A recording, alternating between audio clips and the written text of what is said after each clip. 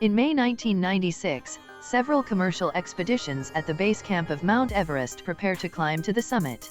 Rob Hall, who popularized commercial Everest missions, leads adventure consultants. Scott Fisher is the chief guide for its rival, Mountain Madness. Rob's clients include Beck Weathers, an experienced climber, Doug Hansen, a former mailman pursuing his dream, climbing veteran Yasuko Namba, who hopes to complete her final 7 summits ascent, and Outside magazine journalist John Krakauer. Helen Wilton manages Rob's base camp. A month earlier in New Zealand, Rob says goodbye to his pregnant wife, Jan, and promises that he will be home for the birth. At the base camp, Rob receives a fax from her, informing him that their unborn baby is a girl. He wants to name her Sarah, but Jan disagrees. Worried about climbers overcrowding, Rob persuades Scott to cooperate to reduce delays.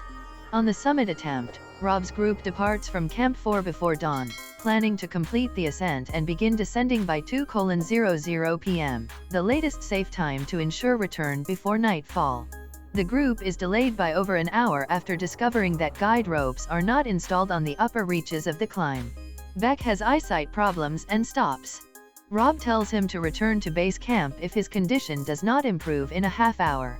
Scott hurries down to camp to help another climber, but plans to reascend, and Rob warns him about overexertion.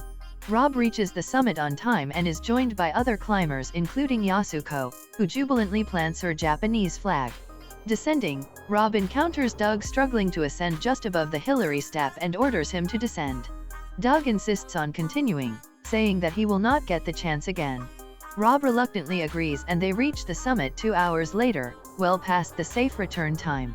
Doug is exhausted and suffering from altitude sickness. If you enjoy watching this video, then subscribe to Angel Recaps for the latest movies explanation. With them is Scott, exhausted and ill from high-altitude pulmonary edema. As Rob helps Doug descend, a blizzard strikes while Doug's oxygen tank is empty, causing him to suffer hypoxia. No extra bottles are stored on the route as Rob asked, and he radios Helen to send more oxygen. Doug, left briefly by Rob, semi-consciously detaches himself from the guide rope and walks unsteadily along the narrow path, then silently topples to his death. Scott's condition worsens. He tells his fellow climbers to continue descending without him. He lies down and later dies. Descending climbers reach Beck, whose vision remains impaired, but they all become lost as the blizzard obliterates the trail. 3 climbers go for help, leaving Beck and Yasuko.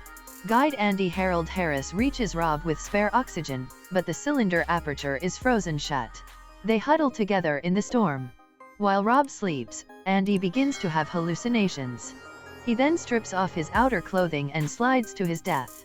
In the morning, Rob radios Helen that Doug and Andy are gone, and that his extremities are frozen. Helen calls Jan, hoping that Rob will respond to her voice. Jan tells Rob that he must start moving. Rob tells her that he is cold but otherwise comfortable, and asks her to name their baby Sarah, dying soon afterwards. Returning climbers tell the camp that Beck and Yasuko are stranded. The weather, however, makes a rescue impossible. Helen calls Beck's wife, Peach, and informs her of the situation. In the morning, Beck miraculously awakens, sees that Yasuko is dead, and stumbles down to camp alone, severely frostbitten and in need of medical help. Peach calls the American embassy and organizes a helicopter rescue. Nepal Army pilot LT. Col. Madunka Trichhetri flies a high-altitude mission to take Beck to hospital. Meanwhile, one of Scott's guides, Anatoly, finds his body, and moves it off the trail.